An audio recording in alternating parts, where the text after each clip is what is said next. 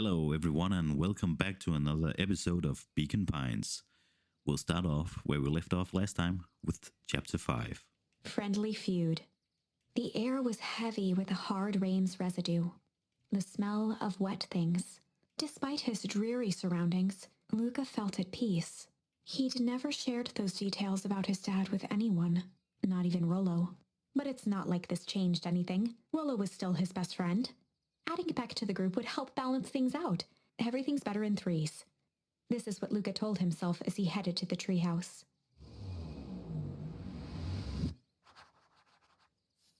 Let's go to the treehouse. Ooh, it's Dawn. Hey, Dawn, tracking down a lead? You bet. I heard a juicy new rumor. Turns out when Shabba Valentin died, he left behind a peculiar last will and testament. Peculiar how? He didn't just give his kids an inheritance. There were conditions. Like what? The document stipulated that Ares had to take on a child as a ward. A kid our age who just showed up to town one night with a lawyer. Solomon? Bingo. So Ares was forced to take care of him. Yup, or she could have lost everything. Why would Shabba care so much about some random kid? Rumor has it, old Shabba sowed some wild oats. That explains the way Ares treats him. Poor Solomon. How do you find all this out? A good reporter never reveal her sources, Luca. Okay, see you, Dawn. Bye-bye. Let's go. I better not dilly-dally. Gotta go to the treehouse. Okay, and it's dark outside. We gotta get to the treehouse. We better hope there's no one out here. Will see us and maybe catch us. He met his old friend's eyes and was greeted with nothing but ice-cold anger. Heavens! This is no time for fractured friendships. Oh no, she's right about that. Ooh, that could be a foreshadowing. Excuse me, what are you doing? I'm just logging up for the night, sir. Oh, wonderful. I can only assume this means all festival preparations have been completed ahead of schedule. No, not exactly, sir. The storms hit us back a bit, and it's getting late, so we all decided to... You all decided? Yes, sir. I was unaware that your job involved deciding things. We are all here at Perennial Harvest because we believe in creating a better future, yes? Yes, sir, very much, sir. Do you want to be the one to tell this town that we failed them? No? That we gave up because there was a little rainstorm and we all got sleepy? Of course not, sir. Good, then it's decided. Yes, sir, we'll work till the task is done. See that you do. Our harvest awaits. Oh, these guys are so super spooky. Well, let's get to the treehouse. Hope that... Rolo, are you still up there? I'm sorry, Rolo isn't accepting visitors at the moment. Come back. Luca Never. had only ever heard him speak in this stiff yet gentle tone a few times, and it always meant one thing. You're upset. Oh, what makes you say that? Maybe because my best friend abandoned me for no reason. I didn't abandon you. I'm just a little late. Rolo scoffed. Rain helped me up. Liar. You aren't even home. What? The storm got bad and I get worried. So I went looking for you. Imagine my surprise when I made it to your house. And you weren't there. I hadn't made it back yet. I'm not a food, Luca. It doesn't take all day to deliver some jam. No, the storm rolled in out of nowhere. And I got stuck after dinner. Luca stumbled on his words, knowing he'd said too much. Beck? Dinner? What the heck is a Beck? She's a new kid in town. She's actually kind of cool. You'd like her. She needed help convincing her parents that she made new friends. New friends?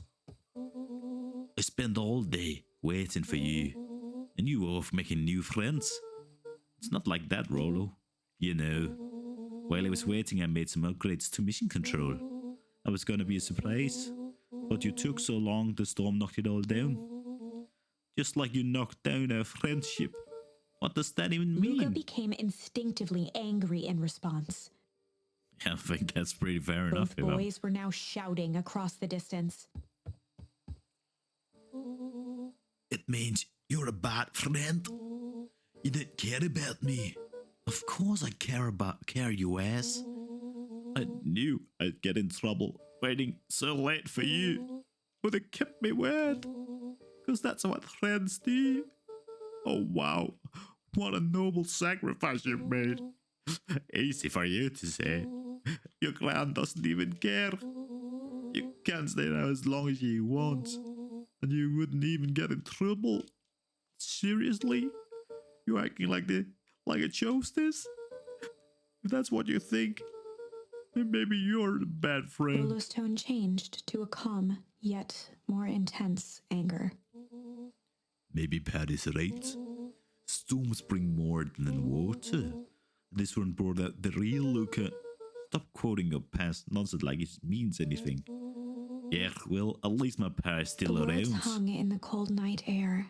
That was uncalled for, Rolo. That was a douchebag thing to say. Rolo's stomach dropped, knowing he'd crossed a line. But it was too late. Luca, Good night, Rolo. Dang it. That boy know he fucked up. He knew he fucked up right there. We're home. Let's see. Luca dug through his old stuff, not even sure what he was looking for. What kind of Rolo? What a jerk. Yeah, sure was. Call me a bad friend. Ooh, I'm Rolo. Look at me and my amazing family.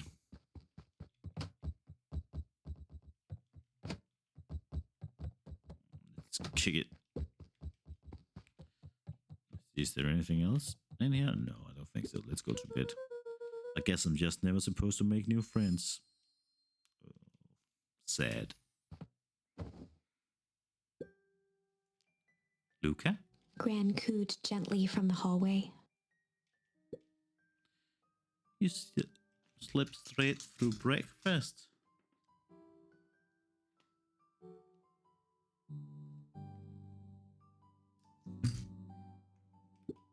Luca, are you alright? I'm fine. Just don't feel like getting up yet.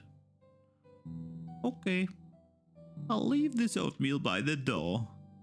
I've got to run out and take care of some things. Okay. I'll be back later to check in. Sure. Luca just wanted to be alone.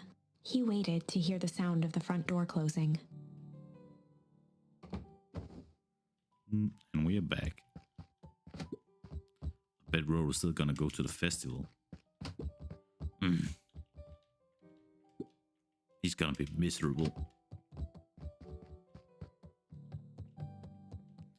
Let's go have a look throughout the house. Luca dozed off again. Oh. Luca? I see you didn't eat your oatmeal. I wasn't hungry. Well, just in case you get hungry, I'll leave a sandwich here too. Thanks. Rolo came by. What did he say? He wanted to talk to you. What did you say? I told him you weren't feeling well. Good. So your plan is to just sit in your room all day? Pretty much. Well, I need to pop away again for a minute. If you decide to end your pity party and go outside, I think it'd do you some good.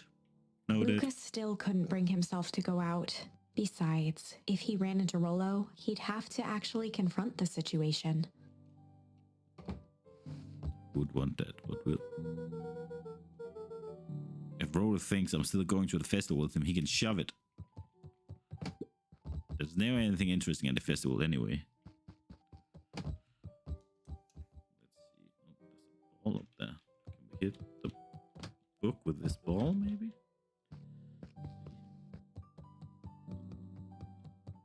Let's see. Oh, what?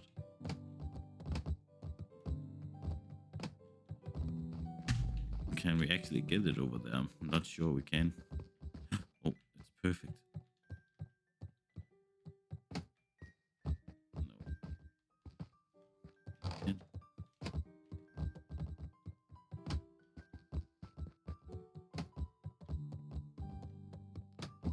Yeah, we got it, finally. The Adventures of Hank Atomic. The complete first Luca volume. carefully opened the cover and began to read. Rolo had received it for his birthday, a special hardcover edition with behind-the-scenes commentary and bonus art. Rolo cherished it, but asked that Luca keep it at his house. Luca wasn't sure if it was because Rolo didn't trust himself with it, didn't trust his sister around it, or just wanted an excuse to come hang out at Luca's more often. Whatever the reason, Luca didn't mind. But it had stayed right there where Rolo had stashed it ever since. Now, at the foot of his bed, Luca lost himself in the pages. He'd read it all before, but at this moment, it somehow felt sentimental. He was well into issue number 5 when he heard soft footsteps from the hallway. Luca? Another little friend came to see you. A girl named Beck Moudville. She said you met yesterday. What did she say? Is she here? She was just dropping by. I thought you weren't taking visitors today. Oh, she seems nice. Yeah. You had a fight with Rolo, did you? Can I come in? Maybe later. Alright then. I'll leave dinner on the kitchen table, in case you want a bite before bedtime. Without realizing it, Luca had pouted away the entire afternoon. He once again felt the weight of it all and allowed his weary eyes to close. Luca stood in a vast black expanse. He looked up at his father standing beside him. Walt was working a straw at the bottom of a fountain glass, trying to collect the last bits of milkshake. Dad, where are we? Taking a final loud gurgling sip, his father peered up from the glass. He jangled the straw playfully with a warm smile, then lifted the empty glass as if to point into the darkness. The source? Luca's eyes followed his father's gesture. In an instant, he was sitting in front of a blazing campfire. Across from him sat a large figure in a yellow hazmat suit. The figure's voice was a scratchy echo. Well, if it isn't the man of the hour, make yourself comfortable. Luca held his shivering hands over the flame to warm himself. It doesn't work that way here. Their yellow-gloved hand pointed to the base of the flame. It's a cold flame, see? Luca peered at the base of the fire. It wasn't wood that was burning. It was Beacon Pines itself. Tiny buildings, freezing and crumbling as they were consumed by flame. Luca could see small shadows moving in the burning city. People. Luca leapt to his feet. We've got to help them. The figure gave a dismissive wave of their hand. Why waste energy helping people who can't even help themselves? The figure bent down to examine the panicked crowd as they desperately tried to stop the flames. They only care about what's right in front of them, not like us. Luca's voice was a trembling whisper. Us? The figure slowly stood up, grabbing its helmet with both hands. With a jolt and a twist, the suit emitted a gasp. A cloud of torpid mist escaped, slowly revealing the face within. Luca's own face looked back at him. Spooky stuff. Older, worn, distant. The sensation was oddly familiar, as if he'd caught his own reflection by surprise in the mirror. The doppelganger smiled. I tried to help once. He gestured towards his face. And all it got me was this. Lucas staggered back. You aren't me. Luca felt a hand catch his shoulder. His father was there again, beside him. Every choice sets us on a path. This is the end of one of your paths, son. Luca watched his older self shake its head ruefully, its face twisting into a cruel grin. Welp, Dad, if you wanted him to see this, far be it from me to disappoint. Luca watched in shock as the figure took a confident step forward and plunged into the flames. In a flash of cold light, he was gone. What does all of this mean? Luca felt a reassuring squeeze on his shoulder. Just remember, why we choose matters just as much as what we choose. Luca woke up to see a hazy figure at the foot of his bed, silhouetted in the morning sun. Mom? No, dear. It's only Gran. Luca rubbed his eyes. The kind, concerned face of his Gran came into focus. How are you feeling? Fine. Anything you want to talk about? I don't feel like talking. That's just as well. How about you sit there and listen a bit?